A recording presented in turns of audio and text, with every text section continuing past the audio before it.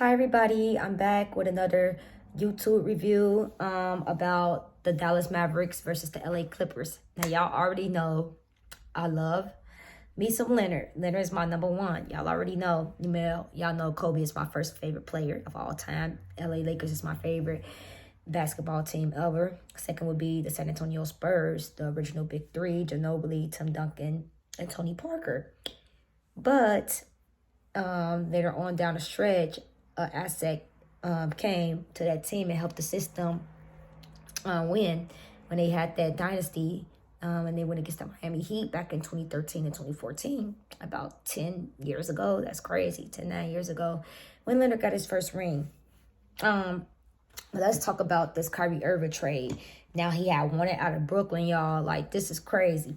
Then KD going to the Phoenix Suns, but that's for another video, another story. He's still out. He's still hurt. He's going to miss out, I think, about 6 more weeks, another month. But yeah, a lot of people saying that Phoenix is dominant for the West and whatnot. Are they going to be the team to beat since they just added KD? I think so. I think they're a threat, and that this just up their chances a little bit more with my boy CP3 and Devin Booker. But let's talk about Kyrie though, because I never in a million years, y'all, thought I would be seeing Kyrie Irving in the Dallas Mavericks jersey over there with Luka Doncic. Like, this is crazy. Like, but let's talk about how he did a miraculous job. I won't say probably miraculous, but he did a good job for his Dallas debut with Luka not playing at all, and they beat my boy Leonard and Paul George, the LA Clippers, at home.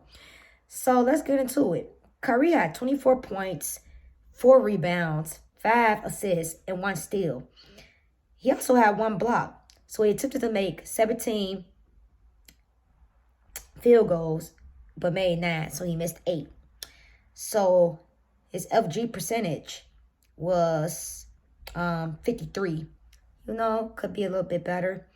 So the 3-pointers he attempted to make 8, but he ended up making 4. But so he missed 4. So yeah, 3-point percentage was 50.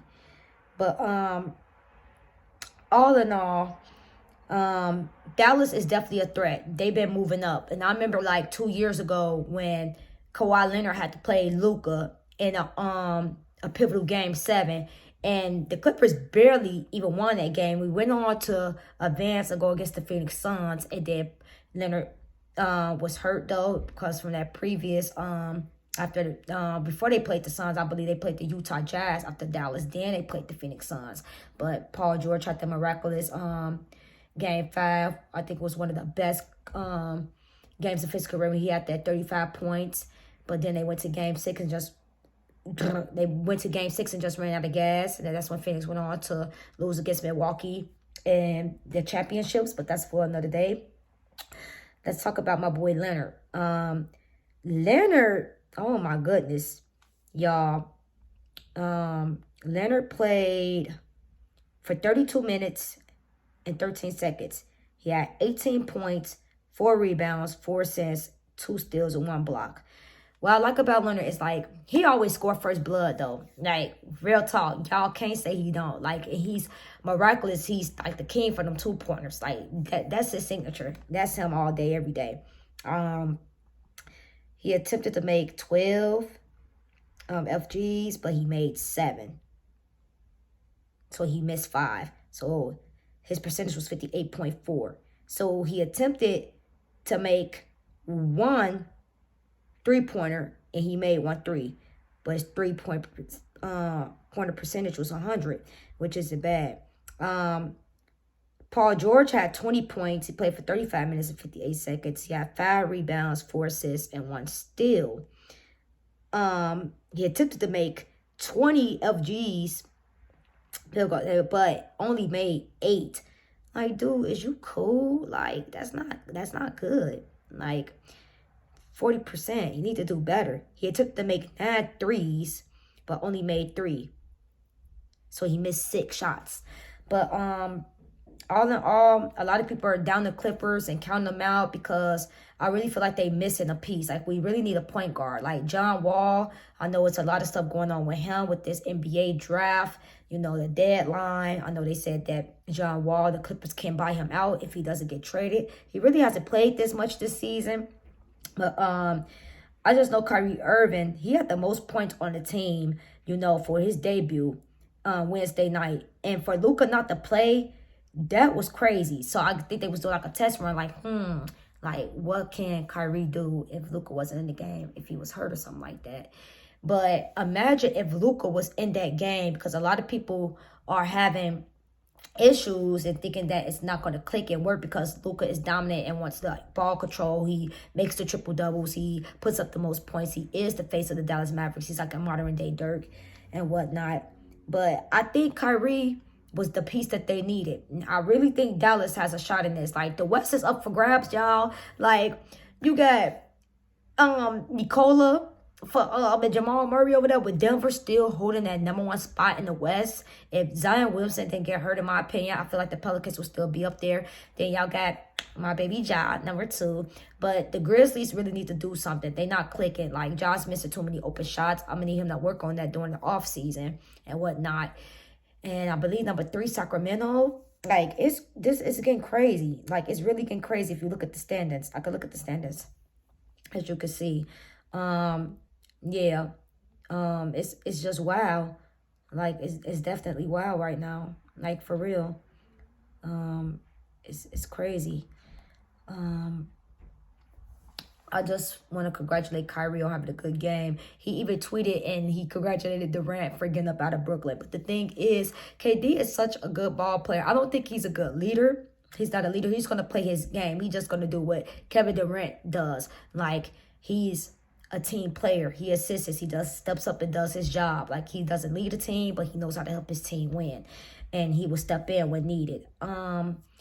It's just crazy to me how Dallas was like really like probably like number 8 or 9 not too long ago. But the standings always up and down in the NBA. But now they're #4 with 30 wins, 26 losses.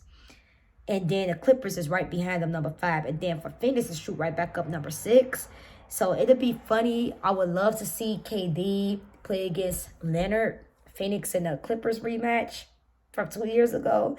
But I would also like to see Dallas, Kyrie play his old teammate, Kevin Durant. Like, this is crazy. Like, man, and they won, I think, by 5 or 6 points. Yeah. The Clippers had 104, and the Dallas Mavericks had 110. And that just astounded me, how Luka was not in this game at all, and like how Kyrie, he stayed in control. He played his role how he's supposed to, as a point guard, his position, and whatnot. And yeah, I'm looking forward for Dallas to be doing more, for definitely being a threat, So they coming for probably that top 2 or 3. They climbing, they reaching.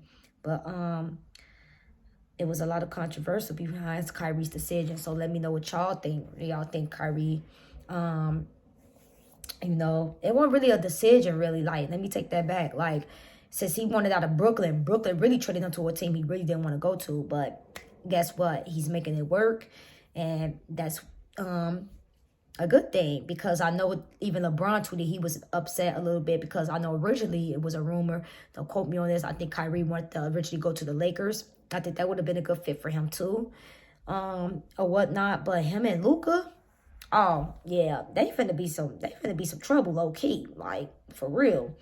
But Leonard and them need to do something more. I think, like, they need a point guard. That's the thing. Like, we're missing a piece. We have Paul George. He needs to step up and do more. Leonard, he hasn't played in about a while. They be taking him in and out, and I get it. They're not trying to risk him, but he needs to get back and feel, the ball, get in rhythm, and maneuver with the game. But y'all be expecting another NBA, update soon. March Madness is coming up, so we're gonna get into them playoffs. LeBron breaking records. the West is up for grabs now with all these trades with Katie and then Kyrie, you know, Westbrook with the Utah Jazz, you know, and then the Lakers, we got D'Angelo Russell, you know. So I think my team could crawl up out their little hole, you know. But until next time, deuces.